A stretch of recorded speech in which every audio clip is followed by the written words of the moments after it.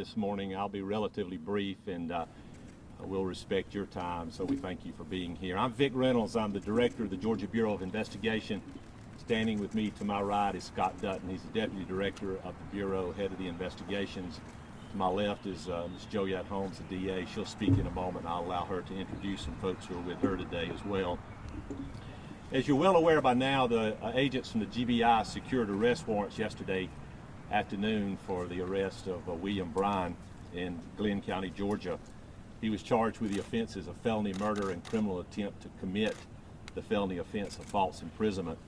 The defendant was arrested around 5:35 yesterday evening in Glenn County without incident, was turned over to the Glenn County Sheriff's Department and was booked into that local jail.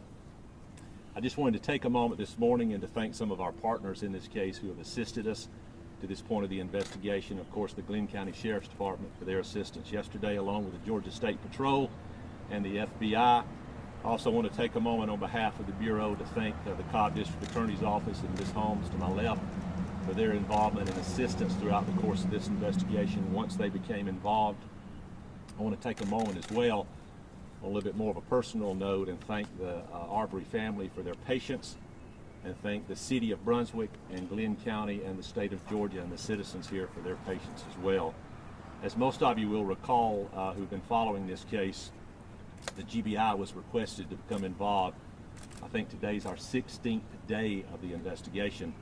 When we first became involved, we respectfully requested the citizens of Brunswick, Glenn County, and the state of Georgia, and to some extent this country, to grant us some patience to allow us to conduct the investigation. That's been done, and I want to tell you on behalf of this Bureau, we sincerely appreciate that. It wasn't an easy thing to ask. When we became involved, we knew the case was already over 2 months old.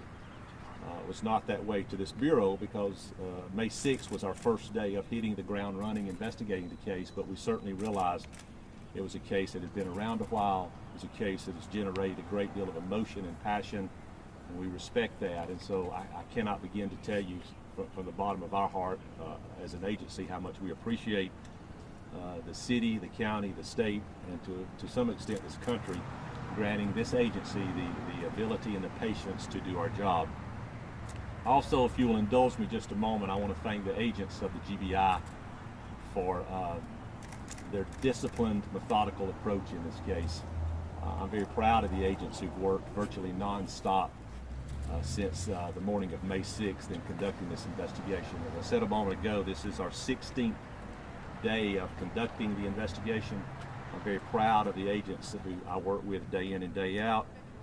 As I told you back when I stood before you 2 weeks ago today, we intended on turning over every stone in this case. The agents have done that, and I'm very, very proud of the work they're doing, and I appreciate them. Procedurally, what will happen at this point, we have a few more things to do in the course of the investigation. I'm not sure how long it will take us to do those, but it should be a relatively short period of time. Once we do that and we have the investigation buttoned down, we will turn that file over to Ms. Holmes and her staff. I'll let her speak in a moment procedurally what would be the next step for them. After she gets through speaking, I'll certainly make myself available to answer questions. I do want to give you a general reminder that this is an active, ongoing murder investigation. I cannot and will not speak factually about the case. I can't. This case eventually is going to be tried in a court of law. It cannot be tried out here in the open. It has to be tried in the sterile environment of a courtroom, and so I respect that and appreciate that. Questions about procedure, process, things of that nature, I will do everything I can to answer those questions, but I did want to just give you that reminder that I'm restricted from addressing the facts of the case. Those will come out in a court of law. So again, thank you for your time this morning. I'll have Ms. Holmes speak, and then I'll make myself available for any questions. Thank you. Good morning, everyone. I'm Joyette Holmes, the District Attorney for the Cobb Judicial Circuit. Our office will be handling the prosecution of the case against those who are charged in the murder of Ahmaud Arbery. We have been grateful for the confidence that the Attorney General, Chris Carr, has put in our office to handle this case. As we've said before in our previous statements, that we are going to make sure that we find justice in this case. We know that we have a broken family and a broken community down in Brunswick. Now, I do ask, I know that there are a lot of people who have questions about next steps, about the facts, about where we go from here. But we ask that you allow us to try those things in the courtroom for the sanctity of this case and just making sure that we are able to do what we as prosecutors are called to do as ministers of justice. The GBI has been great in the 10 days that our office has been assigned to this case in letting us have input and have discussions about where this case moves. They have been a wonderful partner to us in doing that. The Arbery family has certainly been grateful for the interest in this case, but again, as questions continue to come up, we prefer that we handle those in the courtrooms and in those next steps. I thank you so much. I have today with me my Chief Investigator, Charles Prescott, to my left, your right, as well as the Deputy Chief Investigator, Richard Randolph, and they have been working with the agents in the Georgia Bureau of Investigations to get to this point. So thank you again. I appreciate the opportunity, Director Reynolds, to be here this morning to address some of those and just to let everyone know that the confidence that I have in the office of the District Attorney in Cobb County and the team that we have assembled to prosecute this case. Thank you. We'll try our best to address some questions. If you have, I know you have a few this morning. If you'll allow me, I'll just start over here and work my way left to right. Yes, ma'am. Was Mr. Bryant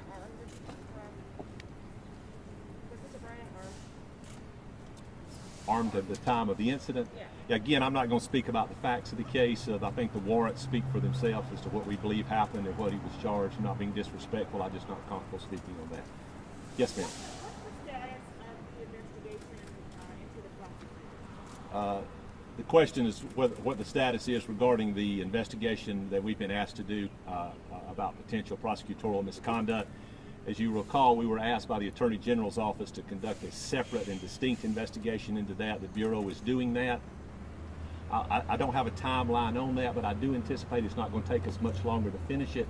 Once that's completed, what will procedurally happen is we will turn that file over to the Attorney General's office.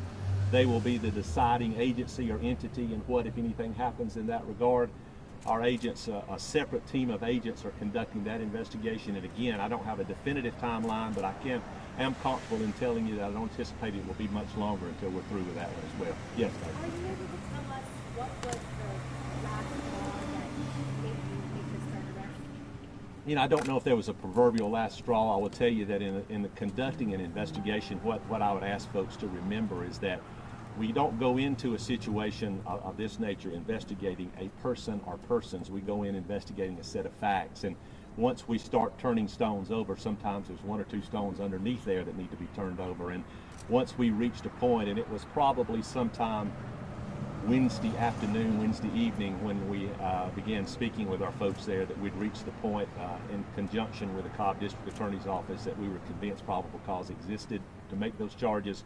We proceeded to do that yesterday. It wasn't a proverbial last a moment of epiphany or anything of that nature. It was just an accumulation of various things that were there and various things we discovered over the last 16 days. Yes, ma'am.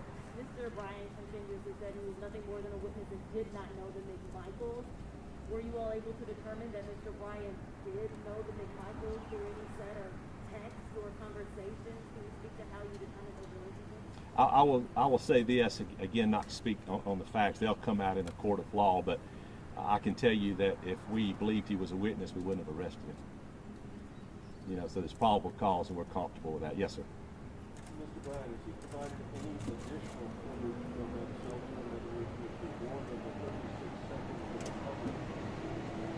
seconds? We have accumulated a number of pieces of video in the case. I'm not going to speak specifically about what we took from him, but eventually that will come out in a court of law. But suffice it to say, there are a number of pieces of video that helped us get to this point. Yes, sir. Is there anything you can say to reports that Brian was using a structural block? I won't speak to that specifically. I would refer you to the warrant, particularly on the one on false imprisonment. I think it speaks for itself. Yes, ma'am. Yeah, I just wanted to ask if you could elaborate more on the reported Facebook posts of neighbors in the community saying that they were going to be looking out to potentially send a message to people coming into their neighborhood. I'm not comfortable speaking of that now. I will tell you that our agents have looked over a ton of social media posts, and the majority of those will be made part of this file, which will be turned over to the district attorney's office. In any investigation, particularly one of this nature where we've charged 3 people, there's a great accumulation of pieces of evidence that eventually go into the deciding factors. Again, I'm not being flippant or being disrespectful to your question. I don't want to get any more into it than that. Yes, ma'am. So at this point, do you think that you won't be making any further arrests for murder? At this point, I don't anticipate that. I will tell you that, as I said a moment ago, we're finishing up the investigation into the murder. Again, there's no timeline. I don't anticipate us doing much more into the case before we button it up and give it to the district attorney's office. But I will tell you this, as I said back on 2 weeks ago today in Brunswick, that we go wherever the facts take us. And you know, if the facts took us in another direction or to another person, we would go there. Right now, I do not anticipate that happening. Yeah, Angelique. I was going to ask you about Mr. Bryan. Without going into the investigation, was he the first person that contacted police about the shooting? I don't want to say that. I don't want to answer that question yet. I will tell you that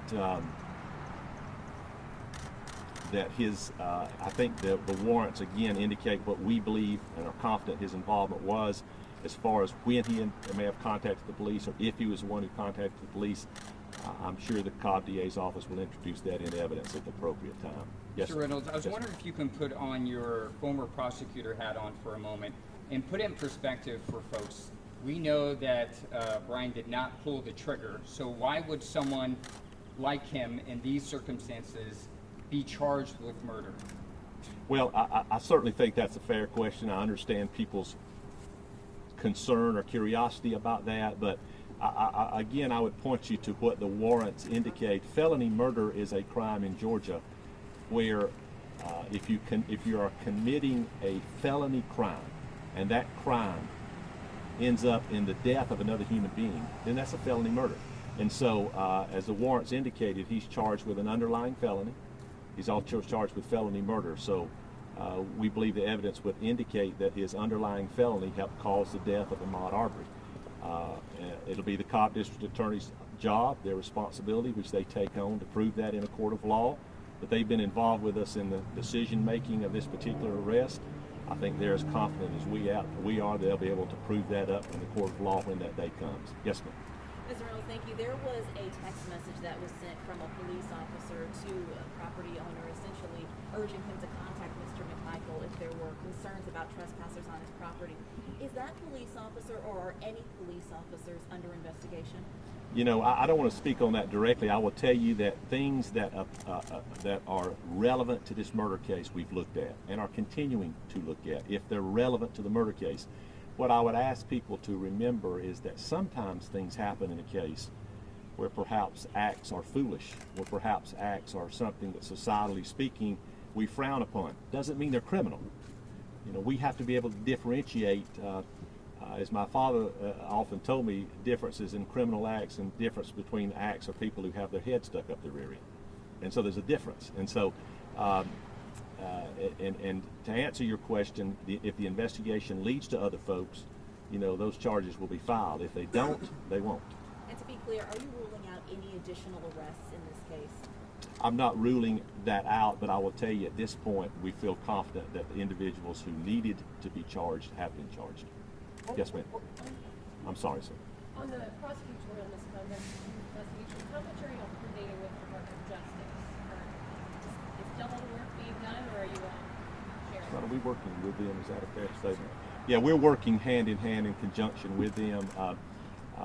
The federal authorities have always been great partners with the GBI. They are in this particular case as well.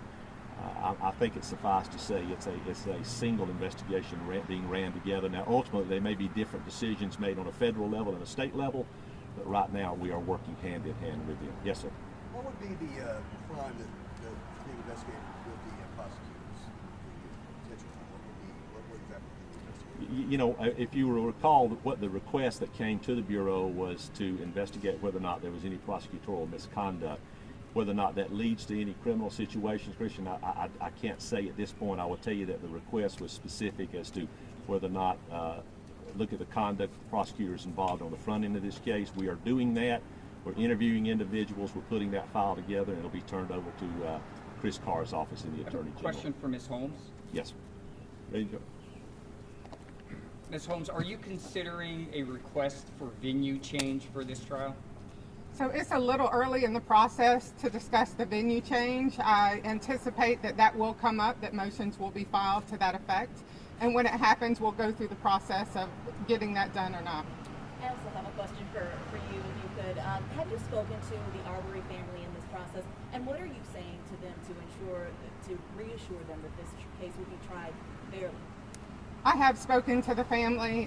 We started those conversations on the day that our office was appointed to handle this case. We've continued those conversations along with our team. They know and are aware that we have victim advocates in our office that are assigned specifically to their family to help them through the process so that they understand step by step what we are going to be doing. And so most of our conversations have been about that. A request also to help us to get to know Ahmaud. So as we go through this process, we can make sure that as the facts and the law come together, that we're doing the right thing by the case. When is the bond hearing and preliminary hearing going to be for the McMichaels? None have been scheduled as of yet. I do anticipate that counsel for each of the defendants in this case, that they will file a request for that. Are there concerns that because of the allegations of the prosecutorial misconduct, that it might interfere or undermine your prosecution of the case? And what are you trying to do to limit that? So our office is focused on the prosecution of the case and where the facts and the law lead us to make that prosecution. We understand that there are going to be those distractions because people want to add narratives to the case that don't involve the prosecution. But we're doing the right thing by what we do. Our prosecutorial code of conduct requires that we be ministers of justice and seek that and only that in cases. So while it may be a distraction and people are talking about those things, we're not making that our priority, our primary focus.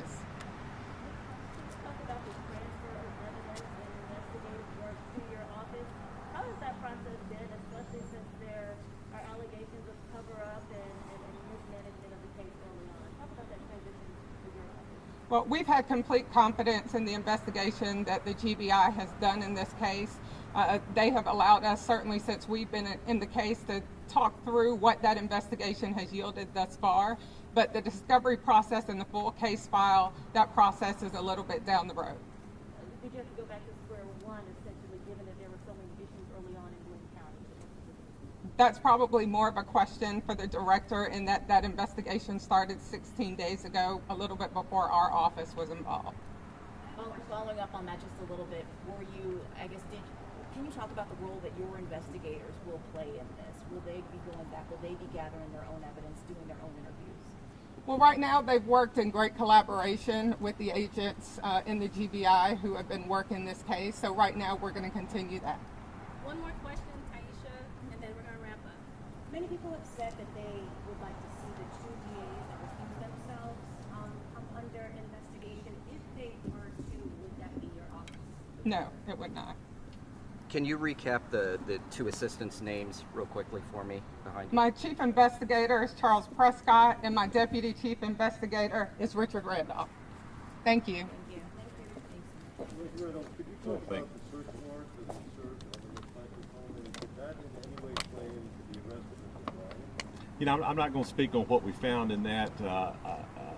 That's something, again, factually, that'll have to come out in a court of law. I do want to wrap up and say this, and then I'll let you all get to your business. On behalf of the Bureau, I can't begin to tell you how much we appreciate the interest in this case. I know there's been a great deal.